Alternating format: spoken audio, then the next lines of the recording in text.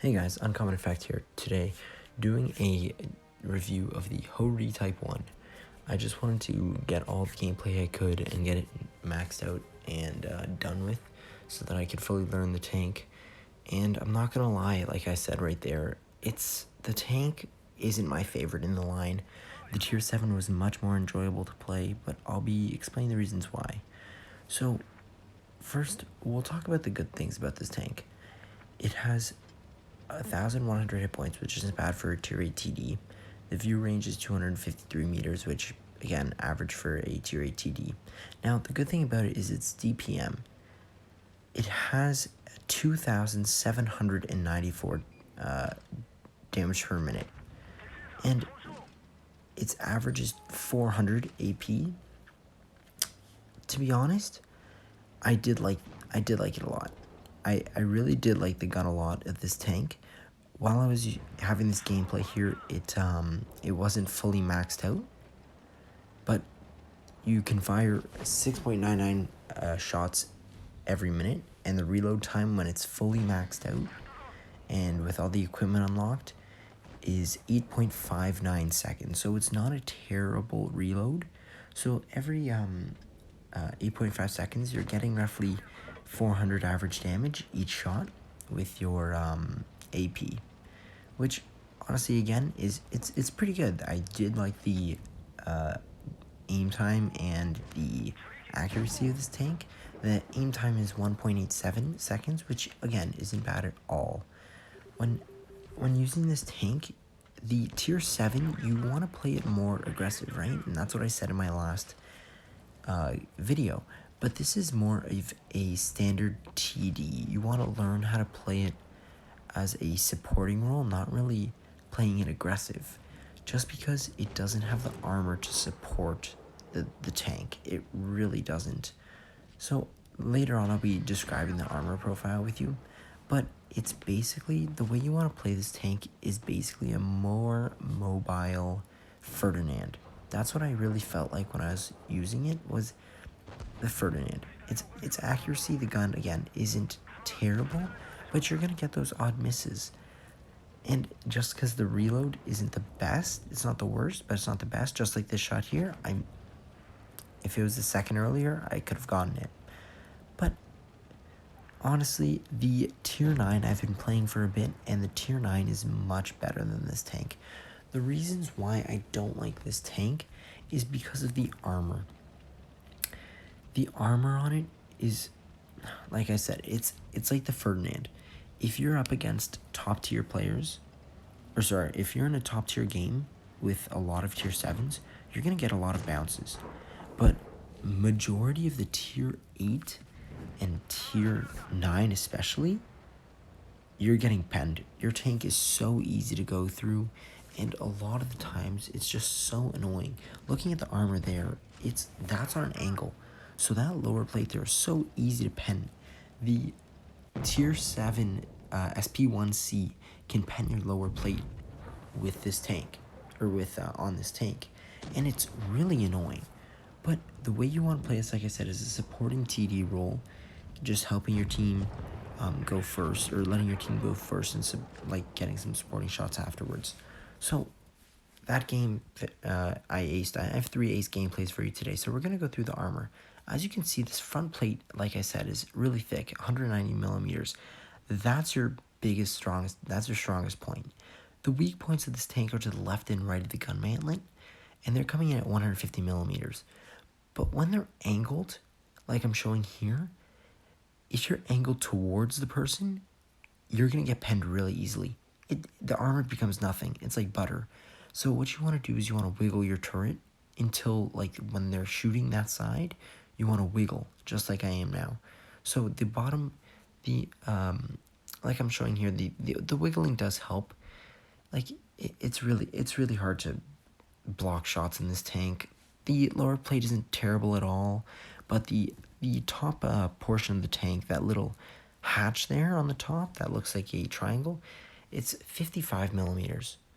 So it's angled at a pretty steep angle, but you're going to be bouncing a lot of shots. The side armor there is really weak. It's so weak. You can get a cheat from everything. And the cupola there at the top left it's not a weak point. Most of the times it is, but on this tank it's not. So the armor just doesn't hold up because you can get penned by the lower plate, the side armor, right above that middle spot in the hull of the turret. It's like everything is pennable on this tank, and that's what I found was the most annoying, because the tier 7, all you need to do is wiggle left and right, and you can bounce so many shots from tier 8s, tier 9s, from tier 8s and tier 7 equal tier. It's really good, but this tank just, it doesn't compete. It just really doesn't. So the way you want to pen this tank, which is the easiest, is the lower plate, which is so weak. And then the next part that you're going to see is that portion on the top. You're going to bounce a lot of shots on it because people are going to think it's a weak point. But if they're angled down and they're looking at you, you're not bouncing any. I'm sorry to say, but you're really not. The other weak points about this tank is the left and right of the gun mantlet. It's just, like, you need to figure out when they're shooting you. Like, look, 507 from the Ferdinand. Easy pen from him just because he's shooting the top of my gun, the left and right of my gun mantlet there.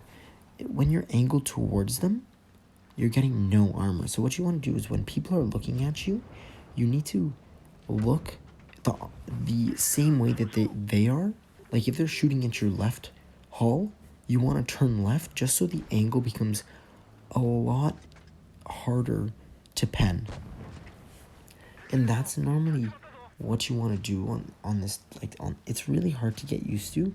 But for me, this tank just wasn't it. I don't know if you guys feel differently about it, but the aim time here, I don't have full crew. The HE damage of this tank, it's not even upgraded by much. That's the sad part. You get 515 average damage versus 400, so you're only increasing by an extra 115, which is, it's difficult. But what I did figure out through these tanks here is their premium AP shells, the DPM on it is not that bad at all. What it is, it's a premium shot that does 340 damage and has 297 base pen, which is honestly amazing. It's great. The penetration on this tank is pretty good. So you're only decreasing by 60 damage by using your premium AP shells, so you're not losing that much DPM. Later on in the tier 9 and tier 10 reviews I do, you'll see that I talk about a lot of premium in this tank just because it's what you want to use most of the time. So here in the final replay, this is one of the best games I had in it, at least. This is when I think I was around 90% crew, so I don't know if I had the full thing. Your reload with it, like I said, is really good, so you want to use that to your advantage. People are not scared of you in this tank. They're really not, and that's a problem because in the tier 7, they underestimate you, and that's why you can bully them, and it works out perfectly fine. But like I said, you need to use this as a supporting role. So we capped C here, and we want to just play as a sniper. We want to make sure my shots always connect, so like that. Like, what a troll bounce that turns into the upper turret and pens. Like, this tank's accuracy, it's not the best, but we're using this ridgeline here, just trying to get all these sniper shots, which, like, look here, the penetration, it's great. Like I said before, the penetration, this is at how far? 310 meters with an AP shell, and I'm penning the front of a defender. Like, it's really good for the pen. I'm not gonna lie, this entire line is. So the enemy team is all pushed into A, and that was their mistake. They didn't push our heavies fast enough in order to get them cleared, so I'm just getting a lot of free damage here off the side of these mediums and heavies that are just pushing into our heavies that are staying alive. So the Type 61 there I'm shooting, you can see he has no armor. So the E75 here, like, you see the lower plate, it's all gray. You can pen that tank so easily just because like I said, the pen on this tank is really good. The T-34 is looking at me. I get that nice blind fire high roll into him. So it's a 4-on-4 right now. And I'm at 2.2k damage, 2 kills.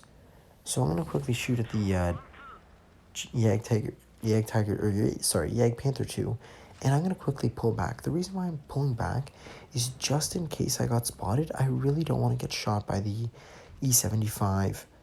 Just because he can really take out a third of my hit points. And it's not good. This tank doesn't have many hit points, like I said. So he can 3-shot me, especially because he's higher tier. He does around 500 damage. He can literally 3-shot me. So I want to just keep playing protective. Make sure I watch B, because right now we're up by 250 points on the cap. So normally I don't play a lot of supremacy, but I think I need to do a challenge here, so I just got used to it and had to do it. But here we go, the Panther 2 on the side, just quickly get a snapshot into him picking up my 3rd kill, up to 3.1k damage right now. So what I know I need to do is push their tanks. I need to make sure that my team knows I'm pushing in, just so they can give me some support. The Type 61 I really need to flush out, so I was hoping he would try pushing me while I dealt with his E75. So unlucky for my accuracy there, I hit the upper glacis of his tank. I was pretty pissed off, but I know I had a quicker reload than him, and I know I still can get some shots off before he does. So our team killed the Type 61 there, and I know it's a 3-on-1 now, so I'm pushing in with my premium shells just to finish off the C75, ending off with a lot of damage, 4.55k I believe, with 3 kills, and it was a monster game. Once again guys, if you enjoyed the video, please drop a like and subscribe for new content. Peace.